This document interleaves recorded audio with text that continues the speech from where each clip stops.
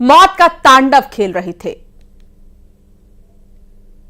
मौत का तांडव चल रहा था। साहब श्रीमती सेवा कर रहे थे। वो मदद की गुहार लगा रहा था, साहब गाली बरसा रहा था। सड़कों पर उतरे गुस्साए लोग वर्दी वाले को गालीबाजी करो। मतलब फील्ड ऑफिसर राजकुमार लगाना थाने पे उन्होंने देखा कि नहीं, आधी रात में मेरी घरवाली बीमार पड़ी, मैं इसकी सेवा करूं कि तुम्हारा वो करूंगा? क्या हो रहा अभी? देशभक्ति जनसेवा के स्लोगन का स्वांग करने वाले वर्दी वाले के खिलाफ सड़क पर उतरे हैं लोग। मंदसौर के गरोठ में पवन चक्की प्लांट पर चोरी करने आए बदमाशों ने सुरक्षा गार्ड विशाल प्रजापति के सिर पर जानलेवा हमला किया। इलाज मिलने से पहले विशाल की सांसें खत्म हो गई। गुस्साए गांव वालों ने विशाल प्रजापति के शव के साथ बर्डिया अमरा शामगढ़ रोड पर जाम लगा दिया और पूछा कि अगर पुलिस गाली देने के बजाय मदद कर देती तो विशाल जिंदा होता या नहीं। सर नमस्कार सर। कौन बोल रहा? सर मैं दीपक बोल रहा हूँ सर, ये पवन चक्की का फील्ड ऑफिसर बोल रहा हूँ, मैं बोल रहा हूँ। मतलब फील्ड ऑफिसर राजकुमार लगाना थाने पे उन्होंने देखा कि नहीं, आधी रात में मेरी घरवाली बीमार पड़ी, मैं इसकी सेवा करूं कि तुम्हारा वो करूंगा? सर मैं क्या हो रहा अभी? इमरजेंसी केस है, आदमी को मार दिया गोली, इसलिए मैं आपको फोन लगाया। गाली कैसे दे रहे हैं? इमरजेंसी में गोली लगाया, मैं 100 टाइम लगा पहले। मानव अधिकार आयोग में कंप्लेन करूंगा मैं, आपकी गाली कैसे दे रहे हैं? जल्दी कर अभी। ठीक, अभी कर जल्दी। अब सिलसिलेवार जानिए कि मंदसौर की महान पुलिस मदद के नाम पर गालियां क्यों देती है। अपराधियों को पकड़ने के बजाय अपने घर गृहस्थी में लगे रहते हैं। तेवर देखिए साहब के, ऐसा लगता है मानो नौकरी नहीं एहसान कर रहे हो। सुबह के 4 बजे चोरी के इरादे से पवन चक्की पहुंचे बदमाश की नजर थी केबल और ऑयल की चोरी पर, लेकिन तभी गार्ड की नजर इस पर पड़ी। गार्ड विशाल ने फील्ड मैनेजर को कॉल किया। फील्ड मैनेजर ने पुलिस से मदद मांगी और मिला क्या? मतलब फील्ड ऑफिसर राजकुमार लगाना थाने पे उन्होंने देखा कि नहीं, आधी रात में मेरी घरवाली बीमार पड़ी, मैं इसकी सेवा करूं कि तुम्हारा वो करूंगा? क्या हो रहा अभी? श्रीमती सेवा करनी चाहिए, बिल्कुल करनी चाहिए। परिवार की जिम्मेदारी भी मान ली, लेकिन मदद न सही, गाली तो मत दीजिए। मतलब फील्ड ऑफिसर राजकुमार लगाना थाने पे उन्होंने देखा कि नहीं, आधी रात में मेरी घरवाली बीमार पड़ी, मैं इसकी सेवा करूं कि तुम्हारा वो करूंगा? क्या हो रहा अभी? इमरजेंसी केस है, आदमी को मार दिया गोली, इसलिए मैं आपको फोन लगाया। गाली कैसे दे रहे हैं? इमरजेंसी में गोली लगाया, मैं 100 टाइम लगा पहले। मानव अधिकार आयोग में कंप्लेन करूंगा मैं, आपकी गाली कैसे दे रहे हैं? जल्दी कर अभी। ठीक, अभी कर जल्दी। फील्ड ऑफिसर दीपक मालवीय का आरोप है कि उन्होंने गरुड़ थाने के एसआई गजेंद्र शर्मा को इसकी सूचना दी, लेकिन गजेंद्र शर्मा ने मदद के बजाय दीपक मालवीय के साथ गाली गलौज की। मतलब फील्ड ऑफिसर राजकुमार लगाना थाने पे उन्होंने देखा कि नहीं, आधी रात में मेरी घरवाली बीमार पड़ी, मैं इसकी सेवा करूं कि तुम्हारा वो करूंगा? क्या हो रहा अभी? फील्ड मैनेजर ने पुलिस अधिकारी की शिकायत एसपी अनुराग सुजानिया से की। उन्हें कॉल रिकॉर्डिंग भी भेजी। कॉल रिकॉर्डिंग मिलने के बाद एसपी अनुराग सुजानिया ने एसआई गजेंद्र शर्मा को सस्पेंड कर दिया। हाँ, इस तरह का एक वायदे आपके साथ बता रहे हैं, इस तरह का ऑडियो संज्ञान में आया है और इस आधार पर ही उसको जो हमारा जो कर्मचारी है उसको सस्पेंड किया गया है। आगे पुलिस किस तरह से इन्वेस्टिगेशन देखिए, इसमें सभी पहलुओं को जांच कर रही है कि जो हमारे सूत्र हैं, जो मुखबिर इसमें लगाए गए हैं, और सभी सीसीटीवी कैमरा अन्य पहलुओं पर जांच इसमें की जा रही है। यही है पुलिस का मनमाना रवैया, जिसने कानून के इकबाल को धूल में मिला दिया है और बदमाशों के हौसले इस कदर बुलंद कर दिए कि अगर चोरी करने से रोकोगे तो जिंदगी छीन ली जाएगी। मंदसौर से नरेंद्र धनोतिया, न्यूज़ 18।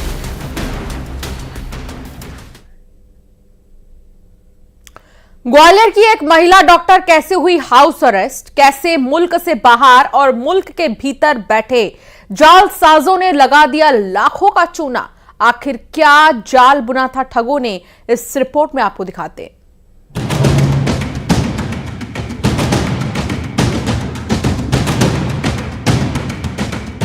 चीन और यूएई में बैठे ठगबाजों ने ग्वालियर की एक महिला डॉक्टर को लाखों रुपयों का चूना लगा दिया, वो भी केवल फोन पर।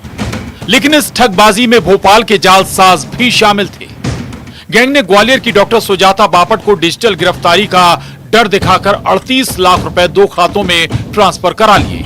बाद में ठगी की ये रकम कई अलग अलग बैंक खातों में ट्रांसफर की गई थी। जब टेक्नोलॉजी का सहारा लिया गया तो पता चला कि एक अकाउंट जिसमें पैसा ट्रांसफर हुआ है वो भोपाल के किसी व्यक्ति का है, और जब डिटेल खंगाला गया तब सामने आया कि भोपाल के ऐशबाग में रहने वाले शाहरुख खान का ये बैंक अकाउंट है। पुलिस ने आरोपी शाहरुख और उसके साथी लईक बेग, जो कि भोपाल के बुधवारा का रहने वाला है, उसे भी गिरफ्तार कर लिया। जांच और पूछताछ में यह बात सामने आई कि लईक बेग अपने चाइनीज और यूएई के साथियों के साथ मिलकर ऐसे साइबर फ्रॉड को अंजाम दे रहे थे। एक क्राइम ब्रांच ग्वालियर की टीम ने एक बहुत ही महत्वपूर्ण साइबर फ्रॉड के मामले में सफलता प्राप्त की है। आज इस मामले में 2 आरोपियों को भोपाल से पकड़ के लेके आए हैं। एक प्रमुख आरोपी शाहरुख है और दूसरा आरोपी लईक है। ये फ्रॉड अप्रैल और मई महीने के बीच में हुआ था। फ्रॉड का शिकार हुई डॉक्टर सुजाता ने पुलिस को बताया था कि कैसे उन्हें एक फोन आया जिसमें उन्हें बताया गया कि उनका एक पार्सल लखनऊ से म्यांमार के लिए बुक हुआ है, जिसमें 20 पासपोर्ट, 3 क्रेडिट कार्ड, 1 लैपटॉप, 50 ग्राम MDMA और 4 किलोग्राम क्लॉथ हैं।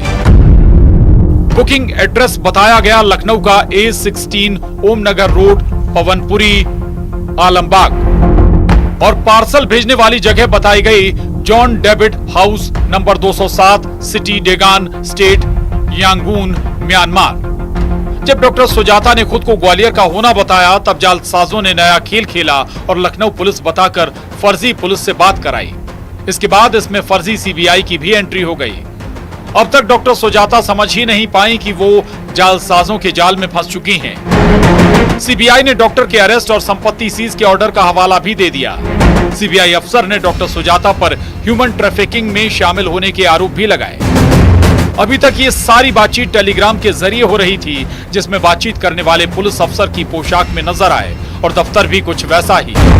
यानी डॉक्टर सुजाता पूरी तरह इन ठगबाजों की चाल में फंस चुकी थी और इसी दौरान आरोपियों ने उनसे 38 लाख अपने खाते में ट्रांसफर करा लिए।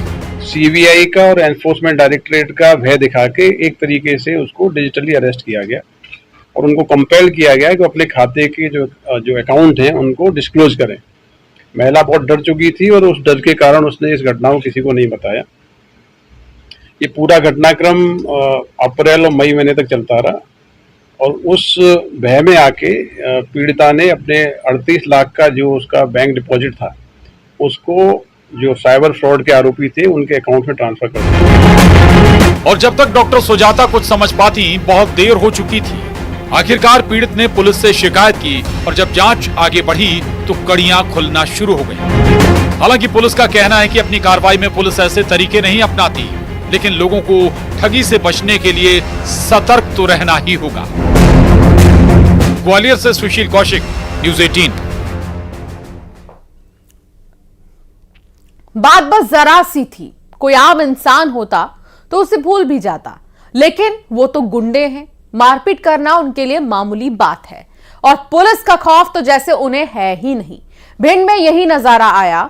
एक जरा सी टक्कर क्या हुई, बदमाशों का झुंड बदला लेने निकल पड़ा और सरे बाजार बोल दिया हमला।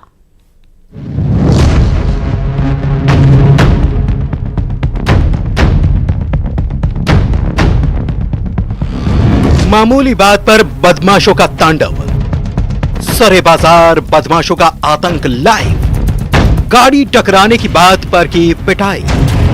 जब हम और आप बाजार में चलते हैं, गाड़ी चलाते हैं, तो कई बार राहगीरों के साथ छोटी मोटी टक्कर और विवाद के हालात बनते हैं, लेकिन आम लोग ऐसे वाकयों को भूलकर अपना रास्ता पकड़ लेते हैं, जबकि गुंडे बदमाशों को बस ऐसे ही किसी मौके की तलाश होती है ताकि वो दहशत फैला सकें, अपनी दबंगई दिखा सकें। उन्हें पुलिस का भी कोई खौफ नहीं होता। भिंड में भी जरा सी बात पर सरे बाजार बदमाशों के हमले की लाइव तस्वीर कैमरे में कैद हो गई। पहले देखिए इस बाजार में हुआ क्या, फिर आपको बताएंगे कि आखिर मामला क्या है और क्यों सरे बाजार दहशत कुछ देर के लिए फैला दी गई। देखिए कि कुछ बदमाश हाथ में बेल्ट लिए दौड़ लगा रहे हैं। अपने चेहरे को उन्होंने कपड़ों से छिपा रखा है और 2 लोगों के पीछे ये पड़े हैं। उन पर बेल्ट से लगातार हमला किया जा रहा है, जबकि 2 लोग अपनी जान बचाने के लिए इन बदमाशों से दूर भागते दिख रहे हैं, लेकिन ये गुंडे उन्हें लगातार पीटने पर आमादा हैं। 6-7 की संख्या में आए ये बदमाश पूरे बाजार में दहशत का मंजर बना गए। लोग सहम कर रह गए, लेकिन ये बदमाश रोकने के लिए तैयार नहीं थे।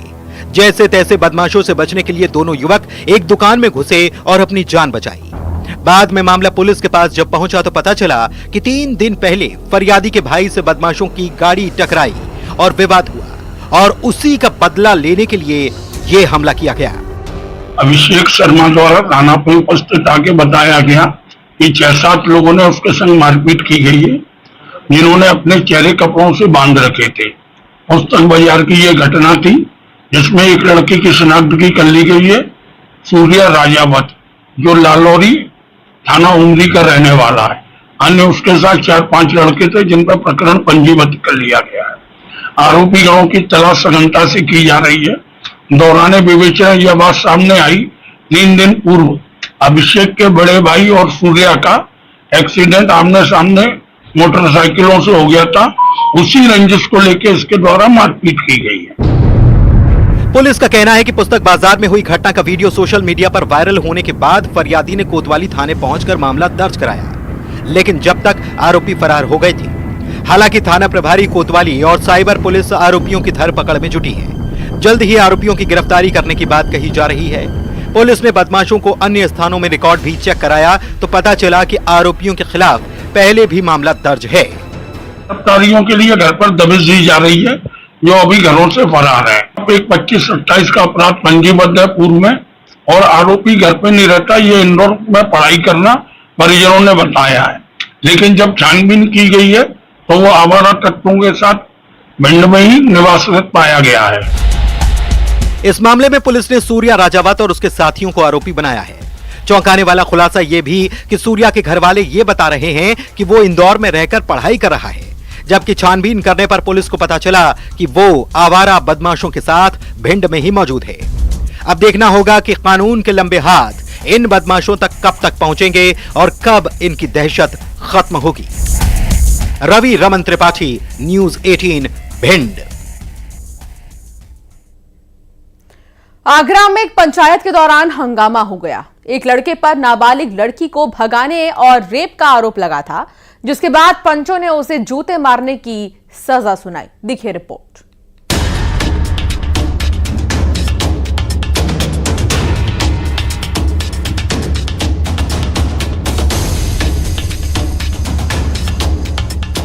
आगरा के भोगीपुरा इलाके में ये हंगामा बरपाया है। माहौल पूरी तरह गरमाया हुआ है। मौके पर काफी लोग जमा है। दो पक्षों के बीच जोरदार बहस चल रही है। इतने में एक महिला जूते से इस लड़के को पीटने लगती है।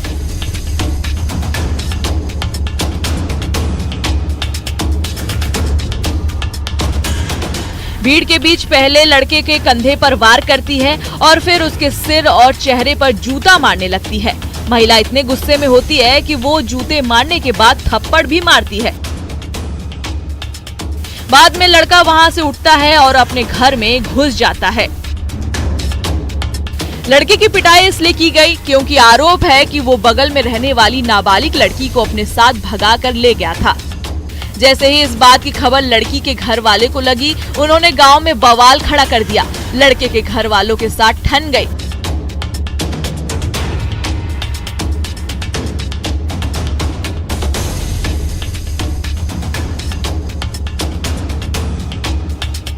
पच्चीस जुलाई के दिन लड़का और लड़की दोनों घर से फरार हो गए। लड़की के परिजनों ने पुलिस में शिकायत दर्ज कराई। कार्रवाई के डर से लड़का लड़की वो वापस घर लौट आए।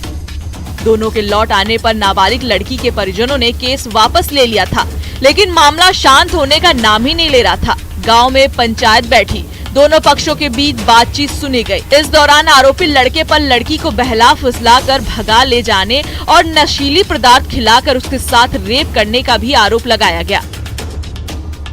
इसके बाद पंचों ने लड़के को 5 जूते मारने के साथ साथ 15,000 रुपए की जुर्माने की सजा सुनाई।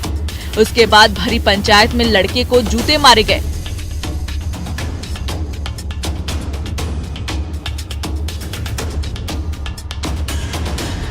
पुलिस ने लड़की की तलाश शुरू कर दी थी, लेकिन बाद में लड़की के परिजनों ने खुद लड़की को तलाश करने के बाद कहकर शिकायत वापस ले ली गई। मामला आगरा के थाना शाहगंज क्षेत्र का है। जिस समय लड़के को सजा दी जा रही थी, किसी ने उसका वीडियो बनाकर सोशल मीडिया पर भी वायरल कर दिया।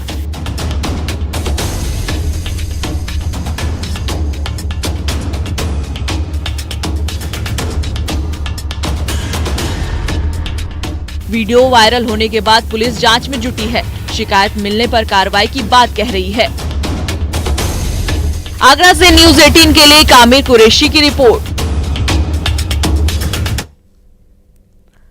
सुपौल के निजी स्कूल में 5 साल के बच्चे ने दूसरे बच्चे को गोली मार दी। गोली लगने की घटना के बाद बच्चे के घर वालों ने स्कूल में जमकर बवाल भी काटा। फिलहाल गोली लगने वाला बच्चा खतरे से बाहर है, लेकिन सवाल है कि बच्चे के पास हथियार कहां से आया।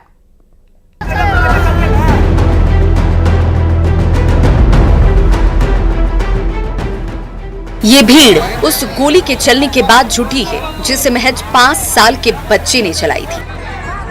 चौंकिए मत, सुपौल के त्रिवेणीगंज में हैरान करने वाला मामला सामने आया है। एक निजी स्कूल में बच्चे पर गोली चलाने का आरोप लगा है। गोली दूसरे बच्चे के हाथ में लगी है। आरोप है कि स्कूली बच्चा अपने बैग में हथियार लेकर स्कूल पहुंच गया। ये वही स्कूल है, सेंट जॉन बोर्डिंग स्कूल, जहां पर 2 बच्चे प्रार्थना की घंटी की जब लगी थी तो वो लाइन में खड़े थे और इसी दौरान एक नर्सरी क्लास के बच्चे ने अपने ही सहपाठी तीसरे क्लास के बच्चे के ऊपर गोली चला दी। घायल बच्चे को तुरंत अस्पताल में पहुंचाया गया, जहां वो खतरे से बाहर है। वो बंदूक कहाँ से निकाला वो? अपने बैग से वो लेके गया था बैग में। अच्छा, काहे मारा वो गोली तुमको?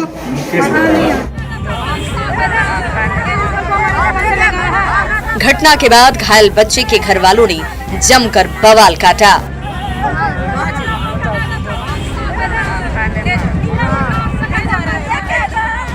पुलिस स्कूल पहुंची तो बच्चा हॉस्टल में चौकी के नीचे छिपा हुआ था। पुलिस ने स्कूल को सील कर दिया और आरोपी बच्चे के पिता की तलाश शुरू कर दी। मौके से एक मैगजीन भी बरामद हुई है। हम लोग बच्चे के पिता को गिरफ्तार करने के लिए लगातार छापेमारी कर रहे हैं। जल्दी उसको गिरफ्तार कर लिया जाएगा। सुपौल की घटना हैरान कर देने वाली है। सवाल है कि महज 5 साल के छोटे बच्चे के पास हथियार कहां से आया? बच्चे के परिवार वाले क्या कर रहे थे? स्कूल बैग की जांच क्यों नहीं की गई? अगर बड़ी घटना हो जाती तो इसके लिए जिम्मेदार कौन होता? सवाल ये भी कि घर वालों ने अवैध असलहा क्यों रखा था? न्यूज 18 के लिए सुपौल से अमित झा की रिपोर्ट।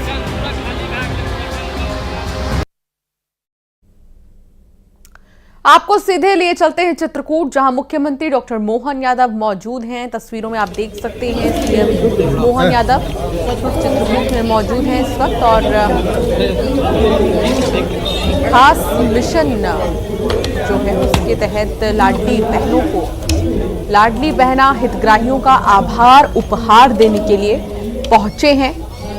हालांकि इससे पहले लाडली बहनों के लिए नेग के तौर पर 250 रुपए देने की बात सरकार की तरफ से, इसके अलावा 450 रुपए में गैस सिलेंडर्स, लाडली बहनों के लिए जो किश्त है वो भी जारी की जाएगी 1250 की। और ये 2 तस्वीरें आपको दिखा रहे हैं चित्रकूट से सीधी तस्वीर। लाडली बहना हितग्राहियों का आभार उपहार दे रही हैं मुख्यमंत्री। दूसरी तरफ एक पेड़ मां के नाम अभियान के तहत एक पौधा लगाया गया और अब ये तस्वीर जहां छोटी सी बच्ची को दुलारते पुचकारते नजर आ रही हैं मुख्यमंत्री डॉक्टर मोहन यादव, और साथ ही लाडली बहना हितग्राहियों का आभार उपहार देते नजर आ रही हैं। तो चित्रकूट से ये सीधी तस्वीर हम आपको दिखा रहे हैं। रक्षाबंधन पर बहनों को तोहफा, बहनों को शगुन दिया जा रहा है। रक्षाबंधन 19 अगस्त को, लेकिन उसके पहले ही उपहार। क्या कहीं ऐसा भाई भी होगा जो रक्षाबंधन से पहले ही उपहार दे दे बहनों को? मध्य प्रदेश के मुख्यमंत्री डॉक्टर मोहन यादव एक ऐसे भाई के तौर पर सामने आए हैं जो लाखों में एक। रक्षाबंधन पर बहनों को शगुन दिया जा रहा है, लाडली बहना हितग्राहियों का आभार उपहार दिया जा रहा है। इन तस्वीरों के जरिए आप देख सकते हैं चित्रकूट पहुंचे हैं सीएम, और ये चित्रकूट जहां पर श्री राम ने वनवास के दौरान सबसे ज्यादा वक्त बिताए, ये वो धरती है और यहाँ पर मुख्यमंत्री डॉक्टर मोहन यादव अपनी बहनों से मिल रहे हैं, बहनों का आभार जता रहे हैं। प्रदेश स्तरीय कार्यक्रम है जिसमें कि शामिल होने के लिए पहुंचे हैं और ये लोकार्पण करने की तस्वीर भी हम आपको दिखा रहे हैं। देखिए ये तस्वीरें लोकार्पण करने की, कई योजनाओं का लोकार्पण और शिलान्यास। काफी ज्यादा जो भीड़ है यहाँ पर वो मौजूद है मुख्यमंत्री की एक झलक के लिए। मोहन यादव के लिए महिलाएं जो हैं, भैया के लिए कुछ पारंपरिक संगीत गाती हुई नजर आ रही हैं। आभार उपहार कार्यक्रम की तस्वीर जो कि चित्रकूट में प्रदेश स्तरीय कार्यक्रम, झूला झुलाते हुए छोटी बहनों को, लाडली बेटियों को नजर आ रहे हैं। और ये सबसे छोटी सी बच्ची देखिए, इसे भी पुचकारते हुए नजर आ रहे हैं और गुलाब के फूल बरसाते नजर आ रहे हैं। देखिए काफी ज्यादा अद्भुत नजारा, अद्भुत पल। क्या कहीं आपने इस तरह के मुख्यमंत्री को देखा है जो कि कितने जमीनी व्यक्तित्व के माने जाते हैं और कितना अच्छा साधारण व्यक्तित्व लोगों के बीच में प्रदेश के मुखिया लाडली बहना हितग्राहियों का आभार उपहार देते नजर आ रहे हैं और इस वक्त मंच पर मौजूद हैं। थोड़ी देर में मुख्यमंत्री का संबोधन भी होगा जिसमें कि वो विस्तार से और भी बातें कहते नजर आएंगे। तो रक्षाबंधन पर बहनों को शगुन की ये सीधी तस्वीर चित्रकूट से।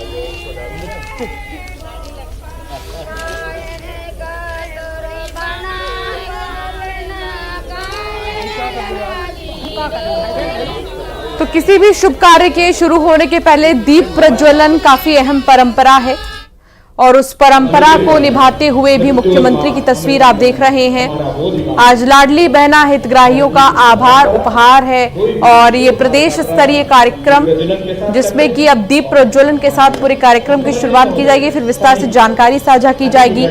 हालांकि रक्षाबंधन पर शगुन का सिलसिला लगातार चल रहा है और इससे पहले उन्होंने नेक के स्वरूप 250 रुपए बहनों को दिए जाने की बात की और अब यहाँ पर आभार उपहार दिया जा रहा है लाडली बहना हितग्राहियों को। जो भी महिलाएं लाडली बहना योजना से जुड़ी हैं उन महिलाओं का आभार व्यक्त किया जा रहा है और साथ ही शगुन के तौर पर बहनों से मुलाकात और उपहार उन्हें दिया जा रहा है। ये सीधी तस्वीर आपको दिखा रहे हैं चित्रकूट से। चित्रकूट में मुख्यमंत्री डॉक्टर मोहन यादव मौजूद हैं। दीप प्रज्वलन का कार्यक्रम और इसके थोड़ी ही देर बाद सीएम का संबोधन भी होगा। जब वो कुछ अहम बातें बहनों के लिए करते नजर आएंगे वो भी सुनना बहुत ही खास माना जा रहा है। और लाडली बहनों के लिए जो उपहार मुख्यमंत्री ने बीते दिनों दिए हैं, चाहे वो गैस सिलेंडर को लेकर हो या नेक के स्वरूप राशि हो 250 रुपए की। हालांकि लाडली बहना योजना के तहत 1250 रुपए भी हर महिला के खाते में ट्रांसफर किए जाएंगे। इसके लिहाज से भी बहुत अहम माना जा रहा है। चित्रकूट से ये सीधी तस्वीर आपको दिखा रहे हैं और ये प्रदेश स्तरीय कार्यक्रम है। इसमें लाडली बहना हितग्राहियों का आभार व्यक्त किया जाएगा।